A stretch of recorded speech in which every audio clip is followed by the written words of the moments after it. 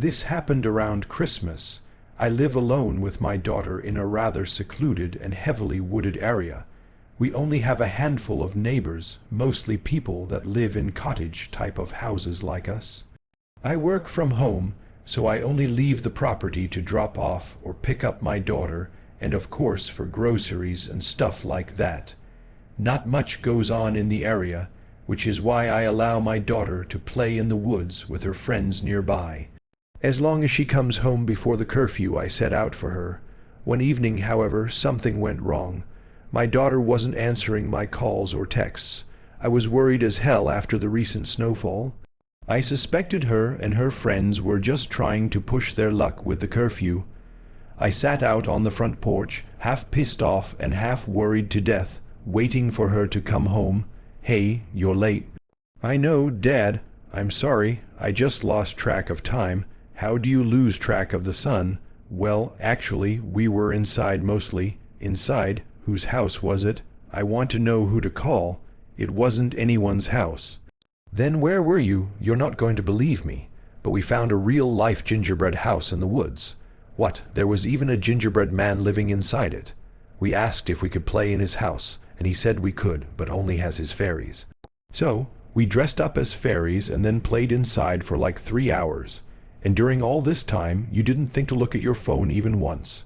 Well, the gingerbread man said fairies aren't supposed to have phones. "You're getting too old to be this bad at lying. Just get inside before you freeze to death." Obviously, the whole gingerbread bullcrap seemed a little far-fetched. Over the course of the rest of the night, I pressed her about it. Yet she stuck to her guns. Eventually, I just went along with it, but it never sat right with me. I just didn't want it to blow up into a whole thing she would end up hating me forever for. The very next evening, though, when she brought it up again, I was not going to let it slide. Interestingly, she told me about it beforehand, as if she was asking for permission to go to this alleged gingerbread house. Even though it was a little later than I usually let her go out, I decided to agree to it just to see where it led. When she left, I secretly followed her. At first, she went down the same old path towards the neighbors, but after she met up with her friends, they took an odd turn. It was down a trail that I was not familiar with. It became narrower as the evening turned darker. Then suddenly the girl stopped. Quickly, I hid behind a tree before they spotted me. When they started talking again, I took a peek, and sure enough, in spite of everything I was thinking, there was an honest-to-God real-life gingerbread house right there in the middle of the woods, 10 FT off the ground, but built like something straight out of a fairy tale. I couldn't believe my eyes, but my astonishment was far from over.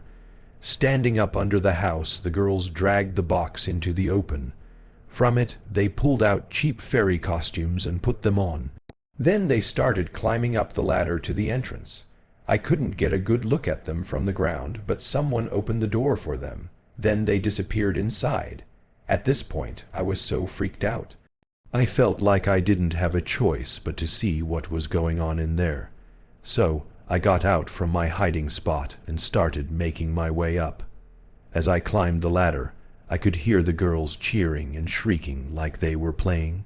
But there was another voice in there, and for the first time I started to think this gingerbread man might actually be real. However, once I got up on the porch and peered through the window, I saw a very different sight.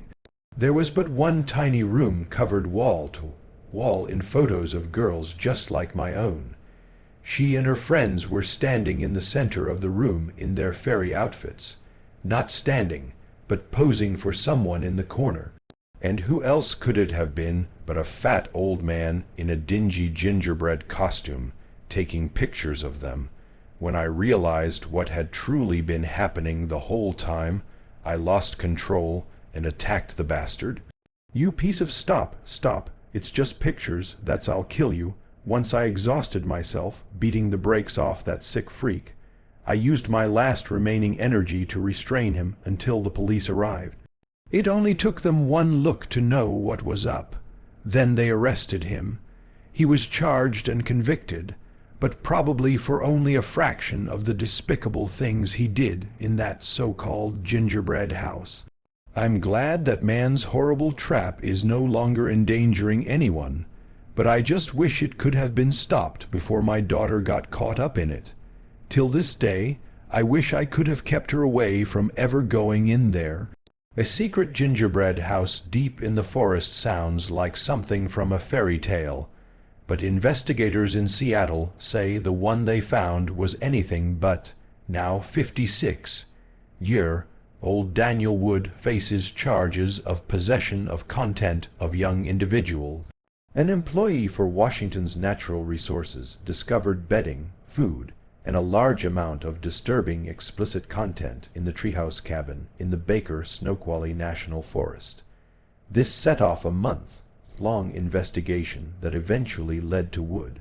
Forest Service employees had known about the treehouse for about 7 years, but nobody knew exactly who had built it. The last time it had been inspected was nearly 3 years ago. Apparently, it looked like a gingerbread house on the outside. The cabin was dark brown in color and built approximately 8 ft off the ground. There was a porch around the structure, a front door and windows on the side, as well as a pitched roof and a ladder from the ground to the porch. But when the employee looked inside, he found something startling. On all 4 walls were framed pictures of fairy-like figures, or of what appeared to be younger individuals. The employee took some of the photos to show to law enforcement, and then returned with a detective, who then found an envelope that contained more disturbing images, along with an SD card, uncovering even more images on it. Eventually, investigators were able to match Wood's DNA to samples collected from a paper cup found in the cabin. Woods was charged accordingly. Every year I would drive out of town to visit my relatives for Christmas. The house was about an hour-and-a-half drive. To be honest, I was used to the drive, but the last time I went, I dealt with the heaviest snowstorm of my life. During the middle of the day, I could barely see past my headlights. Then, on some random stretch of road in the middle of goddamn nowhere, my car broke down. I pulled over and tried restarting it, but I got nothing.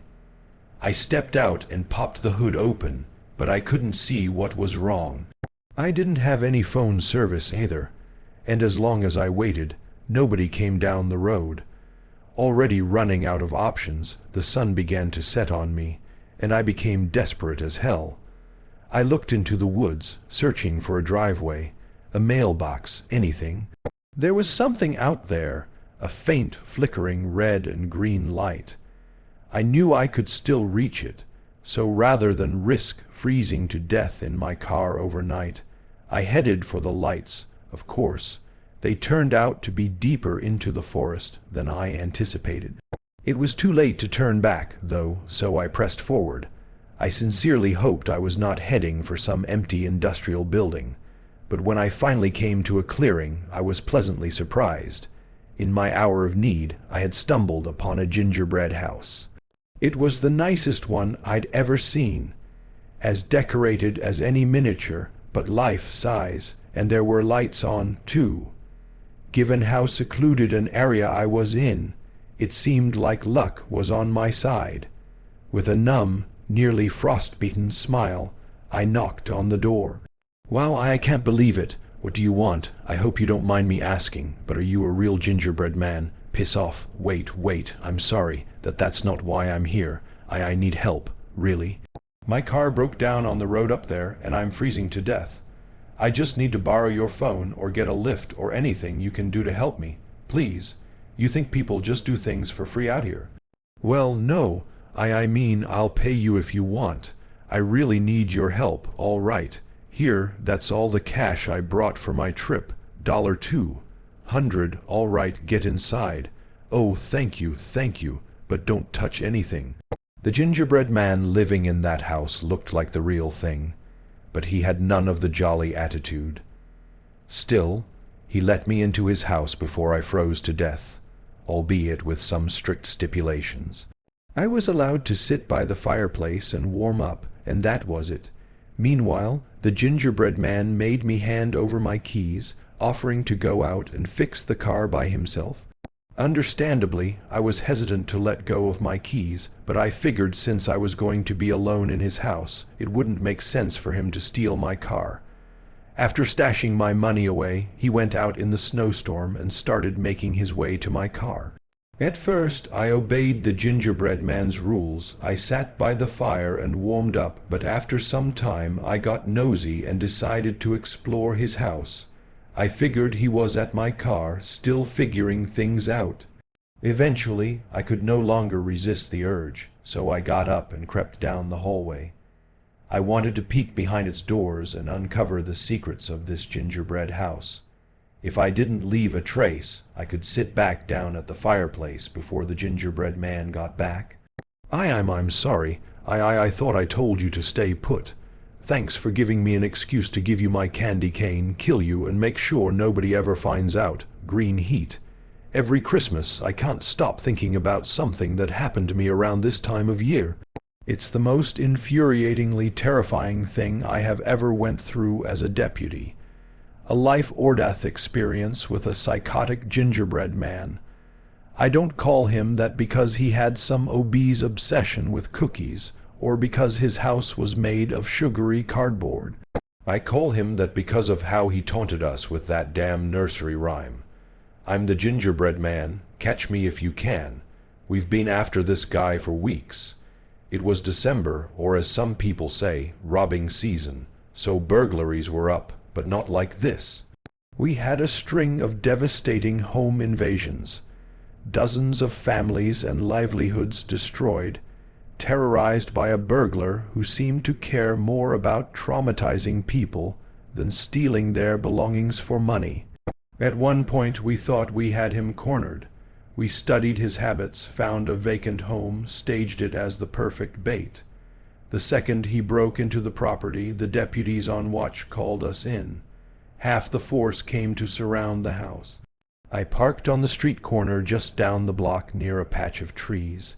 I listened to the radio as the first deputies charged in hoping to catch him by surprise, but then the bastard weaseled out of the house. Seconds after hearing the call out, I saw the perp fleeing.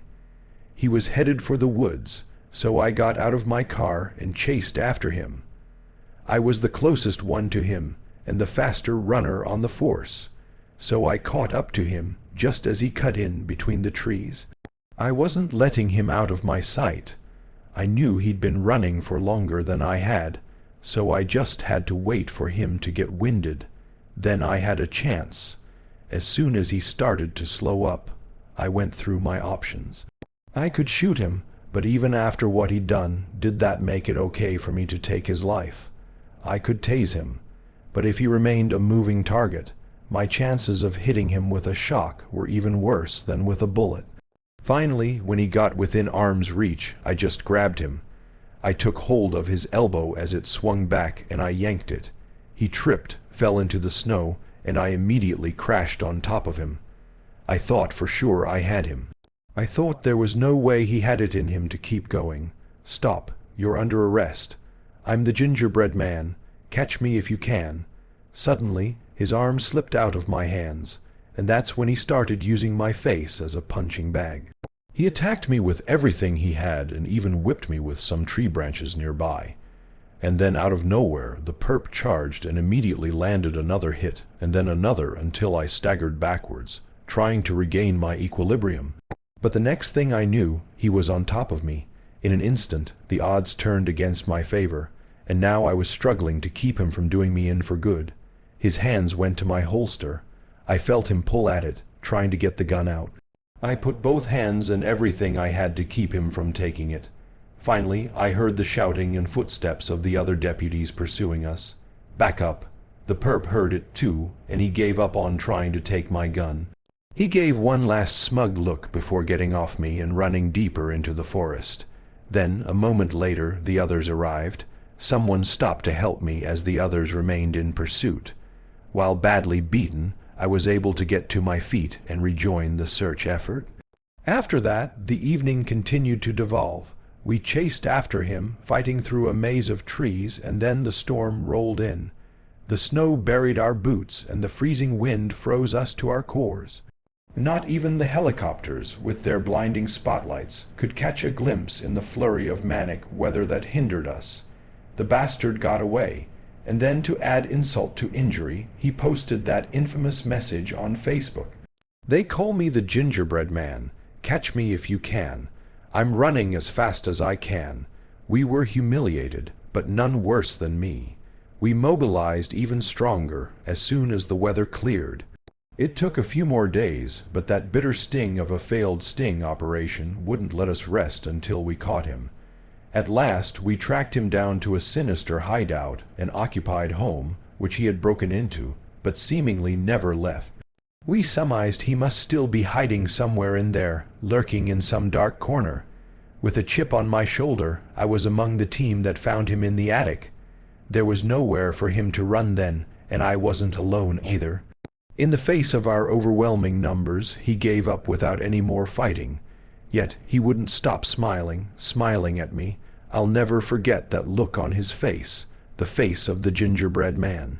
The Gingerbread Man is a children's story about a cookie that runs away from those who try to eat him. But in this case, police say they've caught the real gingerbread man, a Pittsburgh area burglary suspect who referred to the nursery rhyme in taunting authorities who couldn't catch up to him. Police say 25-year-old Heath Emery Miller was trying to hide in the attic of a home where police found him on Wednesday. Emery is wanted on several warrants for multiple burglaries. On Monday, he escaped into the woods after police thought they had him cornered. At night, Miller posted on Facebook saying, "They call me the gingerbread man. Catch me if you can. I'm running as fast as I can." Miller was arrested and charged accordingly. Heat.